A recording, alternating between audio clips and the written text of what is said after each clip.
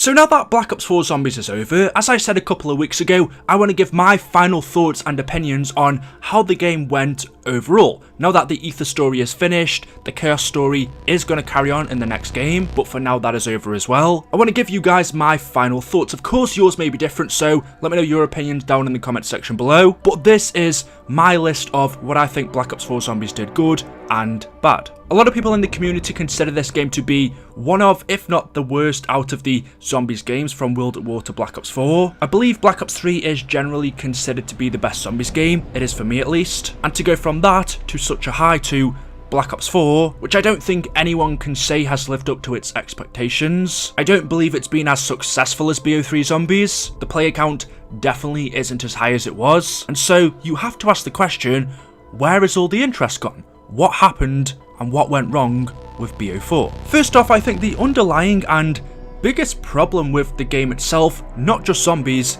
is the engine. Now, this applies more to Zombies, it's more noticeable. To be honest, I can't really comment on multiplayer or Black Ops because I don't really play them. And really, as I've been saying for years, I haven't been the biggest Zombies player since probably the start of Black Ops 3. After Dries and Draka, I really didn't play too much Zombies, and with Black Ops 4 I barely play at all anymore. Honestly, I've been playing Zombies since World at War, since 2008 up until 2013, so really towards the end of BO3 and the start of Black Ops 4, I just don't really enjoy Zombies as a game mode as much. I've always been super interested in the storyline, as you can tell on my channel, that is all I cover. I rarely ever do gameplay videos just because I don't play it. I'm a person that enjoys games for their storyline and campaigns rather than just grinding things out pointlessly. That's just how I've been for a few years now. But of course, since Zombies is the story that I cover on my channel, I still have to play Black Ops 4 a lot to get footage. And like I said, having played this game mode from 2008, there are a lot of changes that I do and don't like since then. The main one has to be the engine with Black Ops 4. There's just something off with it that doesn't feel right. I don't quite know what it is. I don't think anyone can truly put their fingers on it. Some people say it's clunky. There's just something about this engine that feels a lot different from Black Ops 3's. I don't think it's as smooth. Yeah, there's not really a change in graphics or movement as such. There's just something with the engine that I've never been able to put my finger on. And that's the main problem. If a game doesn't feel good to play, then for me at least, no matter what you change, no matter what you do in the future, it's always going to have that big problem that's holding everything else back. From the get-go, Treyarch introduced something which they called new, it really wasn't. It was a reskin season pass, but the Black Ops Pass for Black Ops 4, of course it's for this game, Eli, it's literally called the Black Ops Pass. Anyway, the only way to get downloadable content after the release of this game was to buy the Black Ops Pass. This was, I believe it was around £50, it may have been $50, but with every other COD previous to this, you could buy each map separately for around $10 to $15, whereas with BO4, you can't. In order to access the 4 maps after release, you have to pay the full $50 instead of being able to pick which one you want to play and buy for $15 each. And I believe this massively hurt the game because a lot of people don't want to pay what they basically paid for the game for future maps. It makes no sense in my mind as to why Treyarch, or actually this would have been Activision's decision. Why would you do this? Why not just make the maps available to buy separately, giving people a choice on which map they want to purchase? Some people aren't interested in the Chaos story, some people don't want the Ether maps. Why not just give them us separately instead of saying if you want any of these, you have to pay the full $50 to get all 4? I just don't see why they would change this when all throughout Call of Duty, not even in Zombies, every game previous to this, you could buy each map pack separately. For me, that is the strangest decision that I think's hurt the player count for Black Ops 4, and you can even see now with the new Modern Warfare, DLC is all of a sudden now free.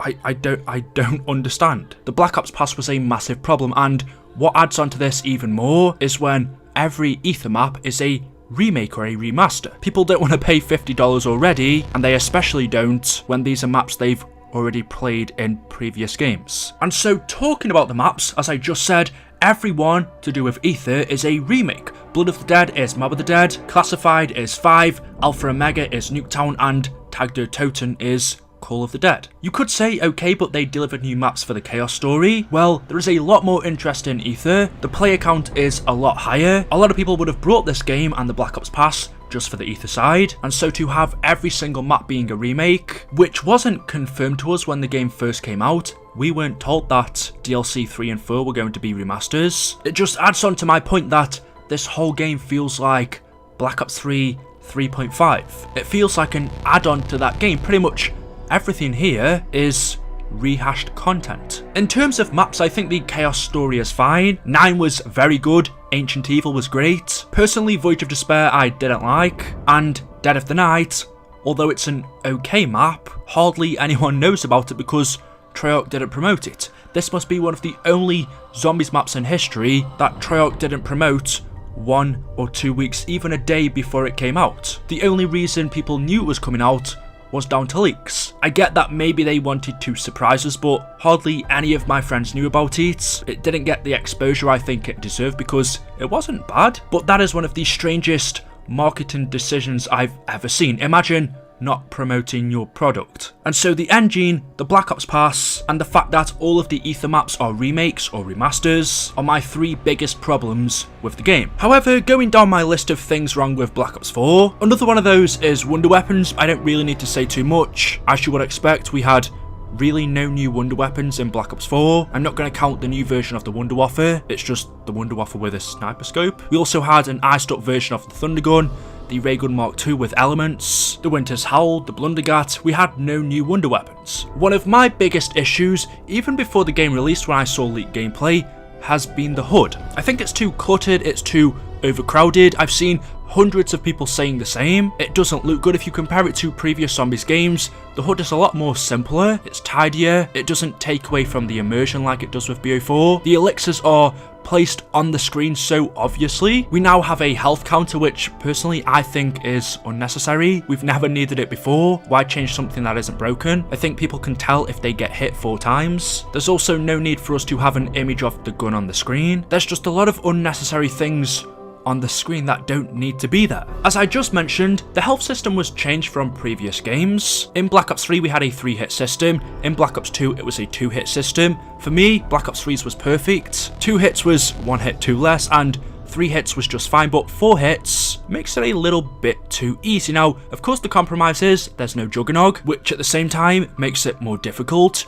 but it really doesn't. This game doesn't feel harder than previous games, and I think that's due to the maps and the special weapons. The fact that we know these maps, we know how they run, we know the training spots, they're not particularly difficult maps besides from Classified, I guess. If you do get into a sticky situation, you've always got your special weapon that you can quickly get out, as long as you haven't used it too soon previously. But just like everything in this game, I think 3 hits was perfect.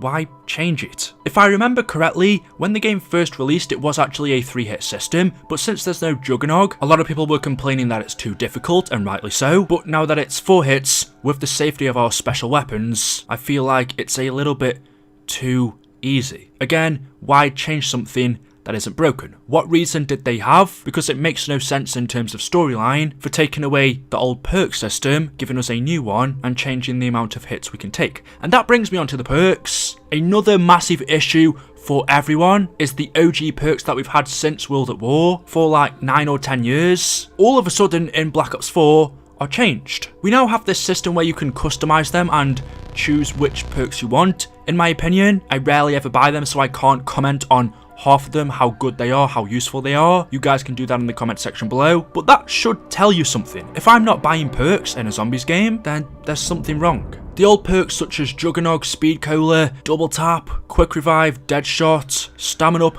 they were all so nostalgic, I guess we could call them now, since we don't have them. But if you mention any of these names to people that don't even play zombies, a lot of people will be able to tell you what game that's from. That's just because they're so iconic. Even if the new perk system was better, was more efficient, it definitely wasn't broken. It 100% wasn't something people complained about, yet Treyarch, like everything else, decided to change it. The only thing I would say is, towards the end of Black Ops 3, we weren't getting new perks anymore. In fact, I think we only had one new one in that game, and that was Widow's Wine at the very start. And in Black Ops 4 we have been given new perks, but I don't use them because I don't feel the need to, so I can't really comment on how useful they are. Anyway, moving on down in the list, as I mentioned earlier, are the special weapons. Now, Personally for me, this isn't a problem. I really enjoy the special weapons. You could say they make the game too easy. Yes, maybe. But the fact that we only have 4 hits now, I think without these it would be very difficult. And for your average player, being me, would probably start to get frustrated and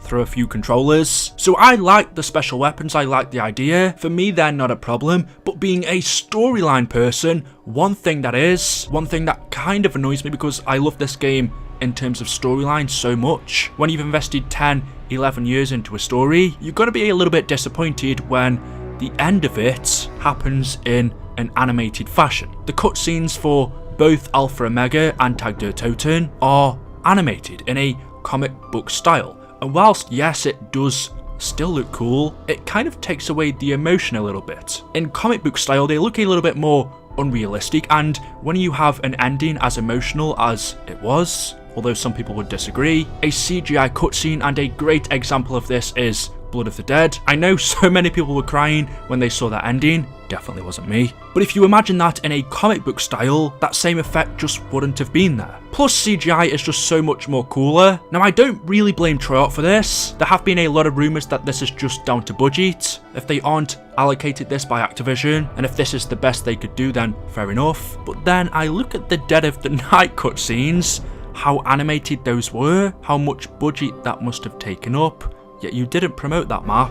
I feel like that may have stolen all the money. But then I also think, hang on, Black Ops 4 makes millions. Actually, this game has made more than any other Call of Duty ever through microtransactions. Yet the rumour is they don't have a budget to make a cutscene. Yeah, I don't know how much I believe that. But most people, including me, were annoyed, especially with the Tag der Toten one. Okay, Alpha Omega, that's fine. But with the ending of an 11-year storyline, you would at least think they would go all out to give us a CGI cutscene. And that then brings me on to my next point, which is the storyline. When we first saw the Tag der Toten ending, a lot of people, including me, weren't happy. It's not what we expected, it's not the great ending, it's nothing dramatic. It wasn't too emotional at first, although after a few replays and when you think about it, there is a deeper meaning to it, and I think that's what Craig Houston and Jason Blundell intended. But the story just feels a little bit rushed. I will link down in the description a video where I explain the entire zombie storyline. It's just over an hour long, but you will notice about 45 minutes in, before that the story drags, it slowly progresses, and then after, when you get to that point in Black Ops 4, and in fact maybe it's even later than that, you can pretty much tell this whole story in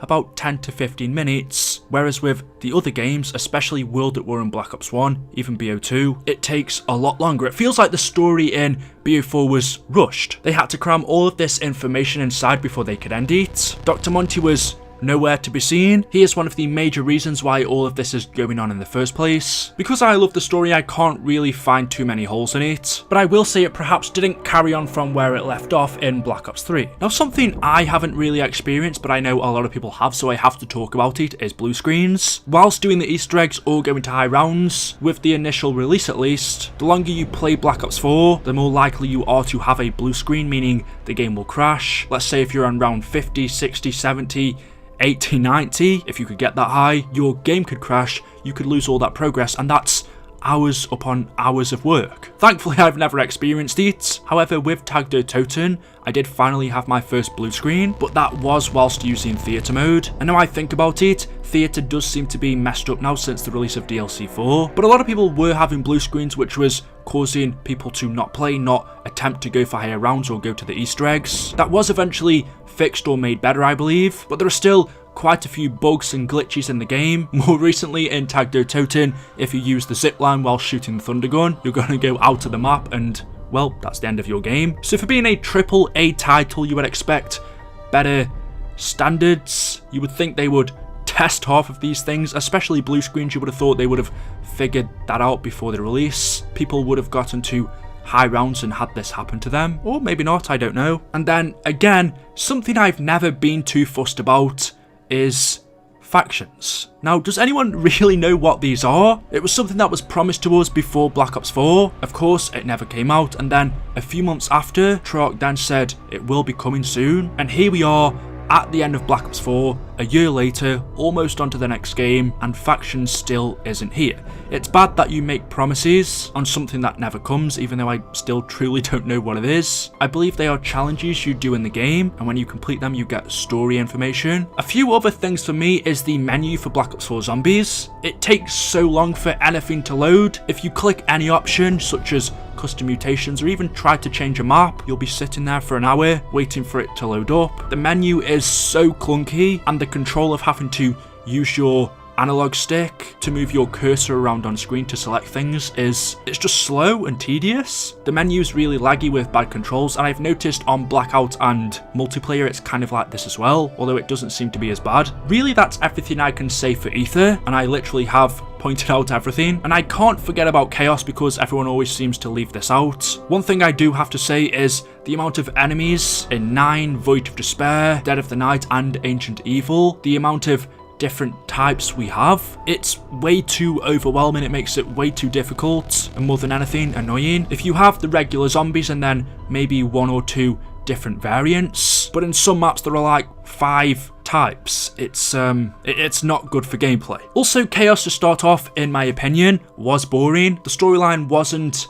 interesting, it didn't get people intrigued. It was a lot more laid out in front of you. If you compare it to Ether, that's always been revolved around mystery, us making up the story for ourselves. But with Chaos, it's there. It's simple, there's really no room for us to wonder what's going on. But towards the end, in Ancient Evil especially, it did start to get a little bit more juicy. So because of that, I'm kind of looking forward to seeing where it's going to go. But it didn't get off to the best of starts, and having 2 storylines going on at the same time, Ether and Chaos, I think has hurt the game. It split the player base. What I think they should have done is used Black Ops 4 for just Ether. That way they could have spread out the story. It probably wouldn't have felt as rushed if they had an extra 3 maps, in fact DLC 1, 2, and there was 2 Chaos maps to start off with. So if they had an extra 4 maps for Ether, where they could have taken their time, explained things, maybe then half of them wouldn't have been remakes. That could have made Black Ops 4 a lot better, but having 2 stories at the same time, it's hard enough to stay up to date with one of them,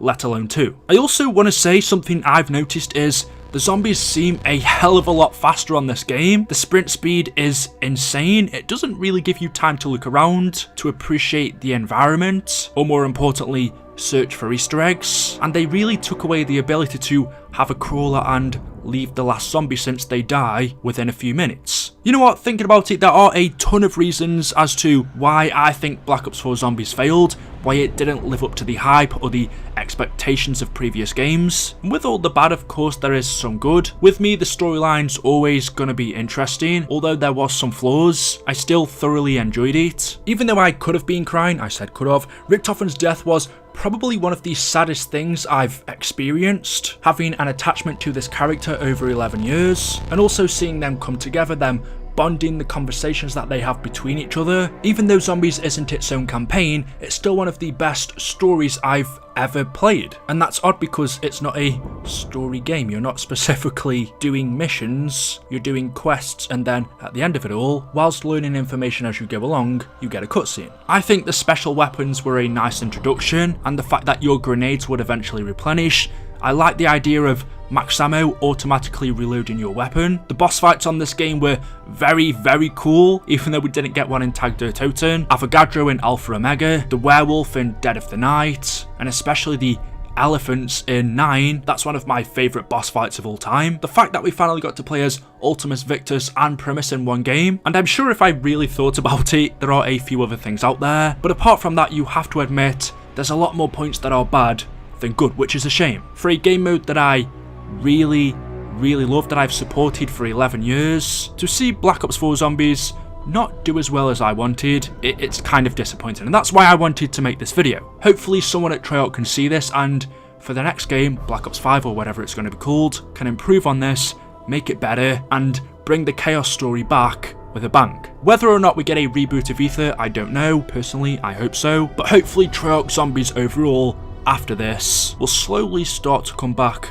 to where it once was. So there we go. As I said, this is all just in my opinion from what I've seen. People have had different experiences. To me, they play the game in a different style. Maybe some features are more useful to them than they are to me. For example, I think the gobblegums were a lot better than the elixirs are now, but I know some people do like the elixirs, having the choice to actually pick which one you want there and then, instead of having to go up to the gobblegum machine and getting a random one, and sometimes having to siphon through them all until you get the one you want. I still preferred the old gobblegums, but it's all down to you guys, so there we go. As always, hopefully you have enjoyed. If you found this useful, drop a like rating, let me know your thoughts down in the comment section below. Thank you guys so much for watching, and I will see you in the next video. Until then, goodbye.